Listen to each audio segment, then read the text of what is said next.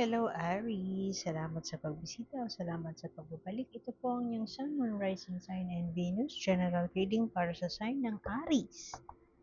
Ito po ay para sa Abril. Kunin niyo lang po ang nakarelate kayo, tapos niyo hindi. Kung hindi nakarelate, okay lang yan. Maaaring ang mensahe sa susunod na buwan ang siyang makakarelate tayo.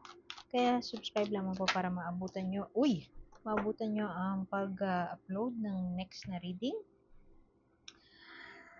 Pero, naniniwala naman ako na may dahilan.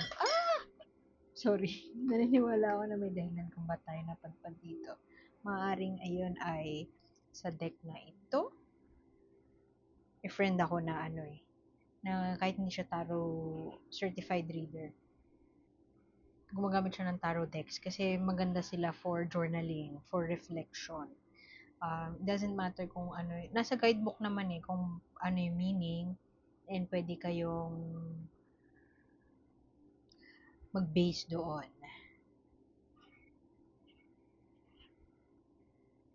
Napahinto ako kasi napaisip ako dun sa tower eh. Parang karamihan o at least yung kausap ko na Aris ngayon ay may pinagdadaanan na mabigat this month.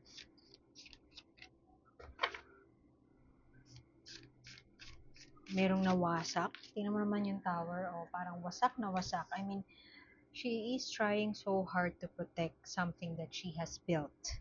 So, pwedeng ikaw, Aris, meron kang malupit na pinoprotektahan at yung pinoprotektahan mo na yon nasira pa, nawasak pa, tinanggal pa sa iyo. Pero, ang magandang balita, when it comes sa tower, it's always a fresh start after nung mabumagsak ang tower na yon. Ibig sabihin, something that is not built on a solid ground, talagang babagsak siya. So, it could be a sign na yung pinangangalagaan mong ito ay talagang meant na mawala sa buhay mo. Nothing is permanent in this life. Pwedeng yun yung mensahe na gustong ipabatid ng tower na card. Mabigat ang tower palagi. Kasi, sampal siya ni universe, wake up call, o kaya sudden upheaval. Pwedeng may namatay, nawala, trabaho na nawala, nalugi, nasira na pangarap, pwedeng ganun. Ewan ko kung may nasisira ba na pangarap. Pero, pwedeng ganun. Something na pinanghahawakan mo ng, pati talagang mahigpit ang yakap mo doon sa bagay na yun at tinanggal pa sa'yo ni universe o ni God. It could be a message na you are being redirected to somewhere else. Laban lang. Yan ang message ng tower. So, yung sinasabi ko kanina, pwedeng sa deck na yan ang dyan pa lang sa card na yan may makuha kayo. Pwede din naman sa deck na ito mag-resonate sa inyo. May mensahe dito talaga na papasok at papasok sa banga. Lilink ko, makikita nyo, malamang nakita nyo na kung nasa YouTube kayo, nakita nyo yung mga links to the decks na ililink ko sa video. Nasa lower left siya ng screen.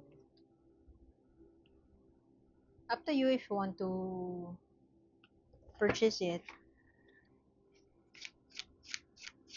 And thank you for your patience kung naiirita kayo dun sa mga lumalabas na alert.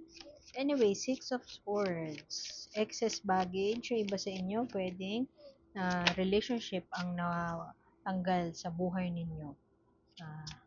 Yung iba sa inyo, pwedeng pregnant, Empress.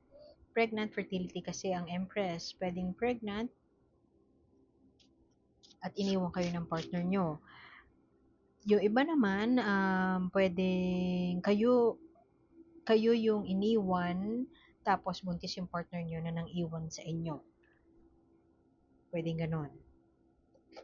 Merong hindi matanggap. Siguro ikaw yun, Aris. Hindi mo matanggap sa ngayon. Yung natanggal, yung nasira, na matagal mong in-establish, pinangalagaan, may hold ka pa doon, pwedeng hindi makamove on pa si Aris sa ngayon. Nahihirapan pa na magsimula ng panibago, mag-start from scratch. back to the drawing board. Pero maganda yung transition dito, oh, tingnan mo. Ito yung pag-alis, pero hindi pa maka-move on, may excess baggage pa. Pero may Queen of Swords dito, embodying the power of intellect, using your power, using your mind para ma-rationalize yung sitwasyon at coming in to a place or mindset na you are abundant and you are blessed. Pwede kasi na yung iba sa inyo, kayo yung naiwan, tapos you have found your way, or at least this April, you will find your way towards abundance. Kumbaga, merong blessing na parating. May tatanggalin, pero merong ibibigay. May biyayang ibibigay sa universe. O, diba? Ten of Wands. It's a, kung relasyon ito na natanggal, ipinapalaya ka na ng universe from that exhaustion. Pwede yung iba sa inyo nasa toxic na relasyon. At so, ayan o, tingnan mo, ang daming bagahe o, packing my bags and go. Leaving a situation behind. Actually, leaving to eh. Actually, ano pa nga, leaving, pero, parang nagdadalawang isip pa siya sa pag-alis.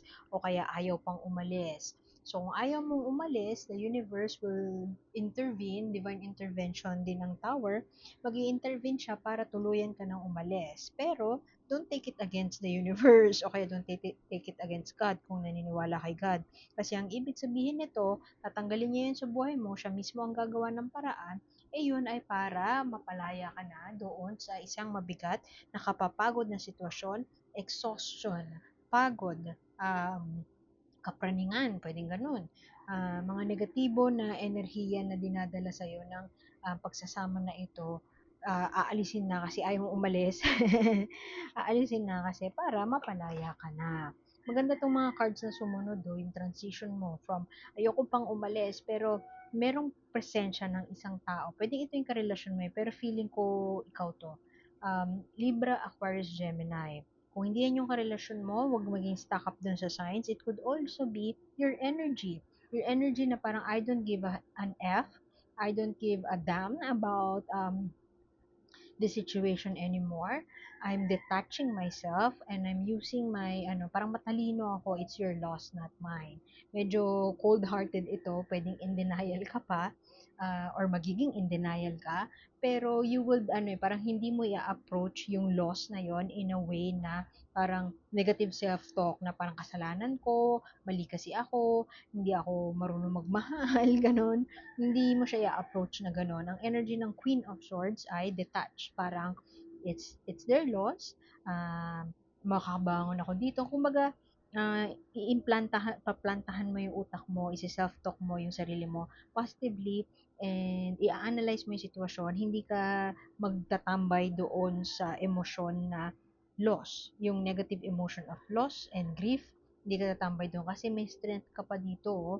Whatever it is na parang nasa, kumbaga, yung buhay mo ay umikot na doon sa tao, yung lifestyle mo, parang parehas na sa kanya, gagamitin mo yung utak mo para makabangon muli, parang gano'n.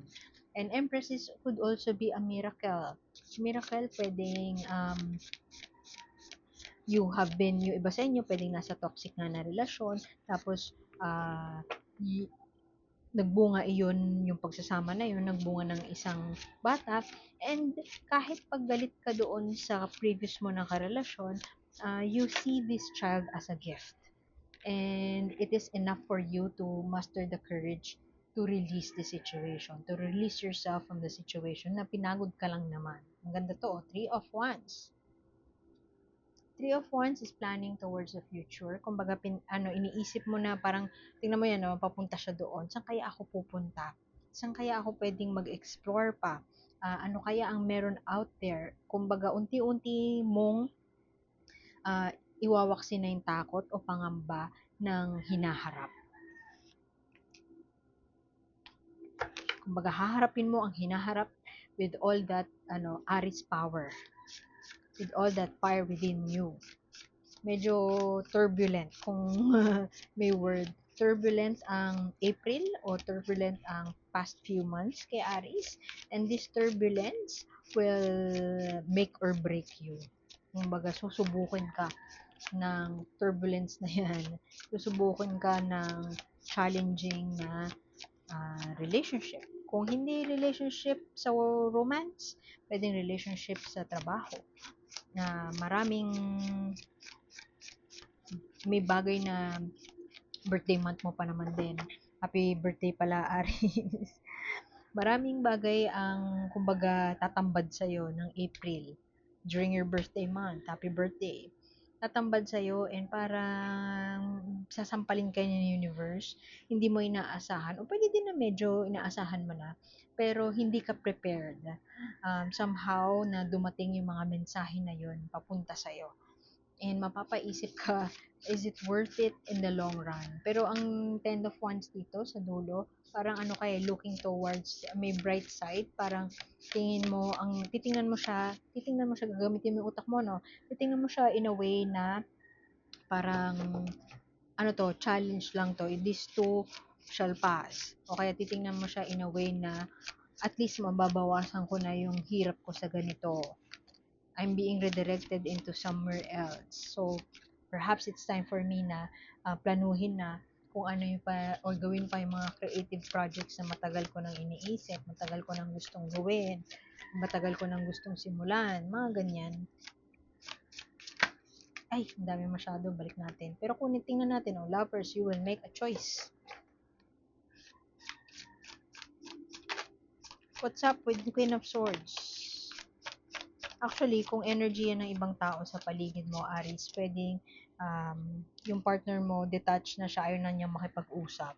O ikaw ay appealing to pity, di pa makamove on, siya ay nakamove on na, o at least pinaparamdam niya sa'yo na mukha siya nakamove on na.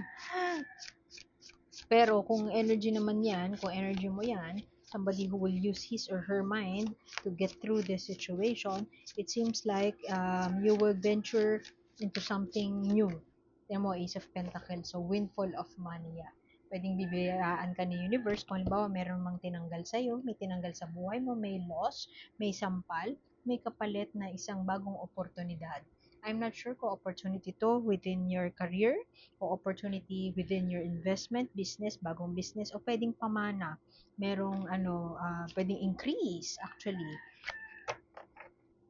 So, hindi papatinag si Aries as usual. Hindi papatinag sa sitwasyon na nakapanlulumo, pero aalisin mo yung sarili mo sa sitwasyon na yun, and you will think of ways para makaraos o makalaya o kaya ay tuluyan ng maitanggal sa sistema mo yung I mean, para tuluyan ka naman move on. Sandali, gagalaw ko lang yung medyo ayusin natin kasi parang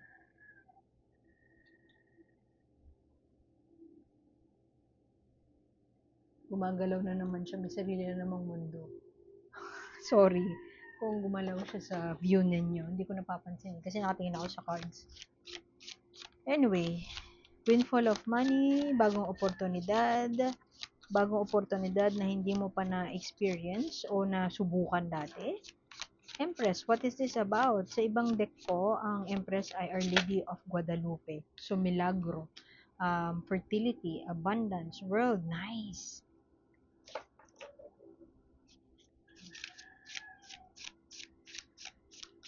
May biyaya, may milagro. Milagro pa na hindi mo inaasahan, I believe. Milagro in a sense na, halimbawa, di ba, natanggal ka sa trabaho, o ayan, nalugi yung business mo. Milagro kasi, halimbawa, magkakababy ka, wala. Naiwanan kayo, hindi kayo makamove on, tapos malalaman mo, buntis ka pala. May biyaya na iba na hindi mo inaasahan. Pero, yung biyaya na yan, para siyang yung kumbaga siya yung magdidirect sa'yo into a new path. At doon mo marirealize na tama na, it's time to close this chapter, it's time to move on. Kasi masasara mo siya this April. Two of the World. Two of Pentacles, di ba? Ang Two of Pentacles ay parang work-life balance. Meron ka nang tatanggalin sa iyong buhay. Enough of the juggling, enough of the parang kung yung calendar mo puno palagi ng mga meeting, you will seek ways o kaya naman lalakas ang loob mo para mag-say no, mag-assert ng boundaries. Ah, alam mo yun, tingin ko April is a time for Aries para ma-figure out yung priorities niya. Kung saan siya mag-shift ng tingin, saan siya magfo-focus,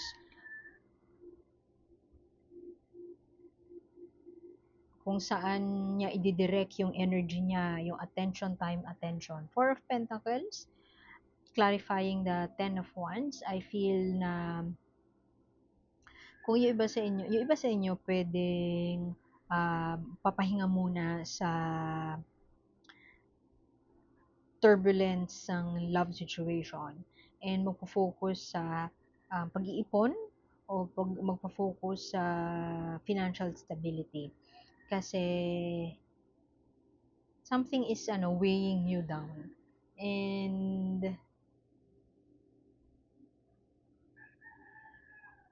kahit pa something is weighing you down, hindi ka parang tatalikuran mo lang yun and you will try your best na mag-focus or ididirect ka ni universe na mag-focus sa ibang bagay, which is ito, financial stability. Ang ending ng reading mo, mukha magpo-focus ka sa pag-iipon, pag-i-invest, o kaya pagda-diversify. Pwede din naman na yung iba sa inyo, um, yung pagod ay work-related. So, parang magpipivot ka into thinking or magpipivot ka dun sa mindset na contentment na parang satisfied na ako sa mga ganap sa ngayon and maybe, just maybe, I can venture into something else. Kasi may aspeto ng buhay ni Aris ang nag-drain sa'yo. Na-drain ka or nadidrain ka or madidrain ka past, present, or future. Draining. And tatalikuran mo na yun. Finally. Kasi Six of Swords, ayaw mo pang umalis, oh. Yung umpisa ng reading mo, ayaw mo pang umalis. Sasabihin sa universe, ayaw mo umalis, ako ang gagawa ng paraan para umalis. So, dahil parang major blow yun ni universe. Pero, masyadong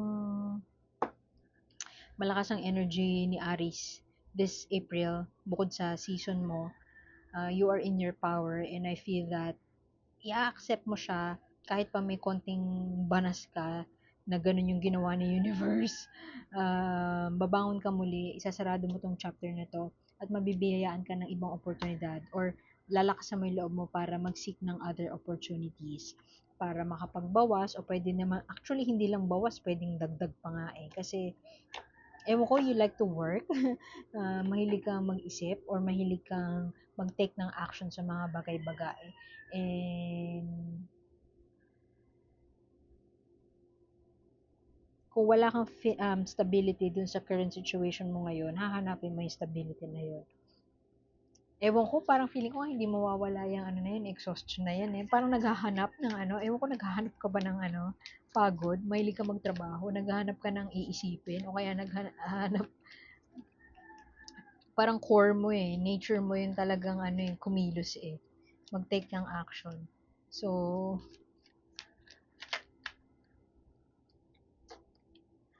for some reason, I feel like kahit papresentan ka ng, bawa, business one, yun yung tinanggal sa'yo, no? Bibiyaan ka yung universe, ididirect ka sa ibang business. So, e-effortan mo pa rin yun. Kebs, kung mapagod ka. Parang, okay, move on lang. Okay, next. Okay, thanks, bye, next. Yung ganon. At, wala, iraraos mo talaga eh. Iraraos mo kung ano man yung iba to sa'yo ni universe. Yun yung nakikita ko. Pero, kahit ano pa man yung tanggalin sa'yo, idagdag, madamihan yung trabaho mo, I strongly feel that um,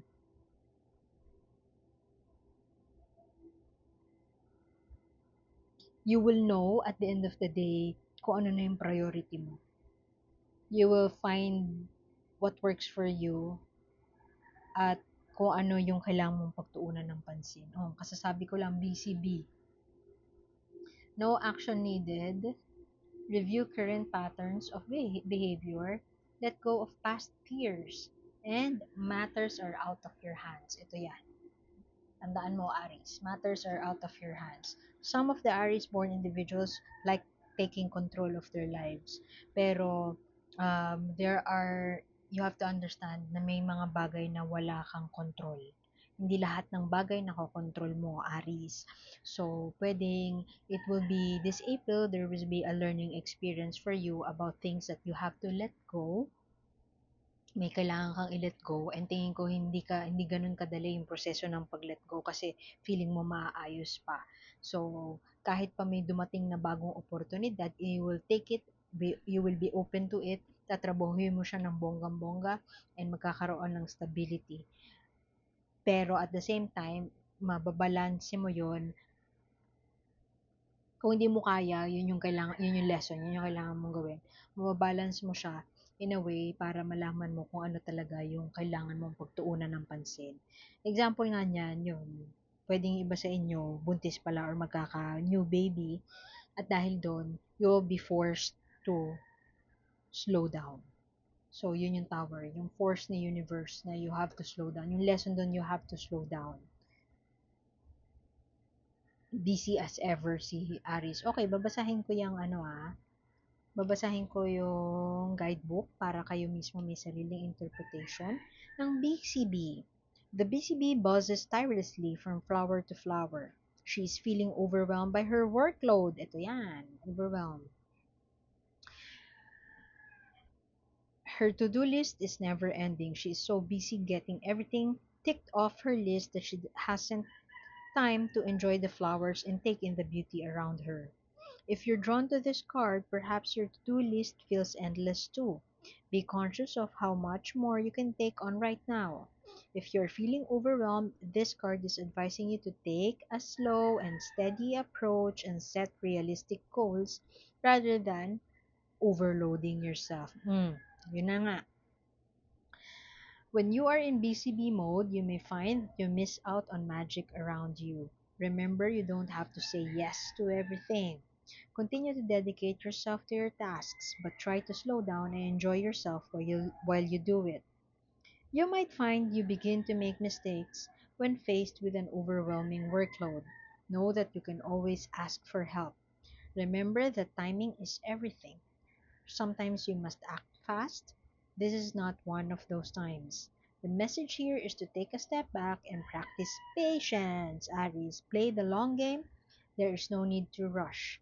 All you must do is take one gentle step forward at a time. When we go too fast, we can be impulsive, which later may lead us to regret. Right now, it is best to be considered with your choices. There isn't any need to make any final commitments. Deliberate over any judgments that have been formed in haste.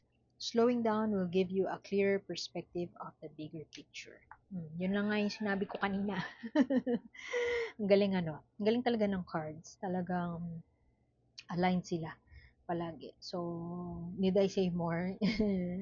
Take a break and you have to let go. Accept na there are things that are beyond your control and some things are meant to happen. Maybe yun yung lesson. You have to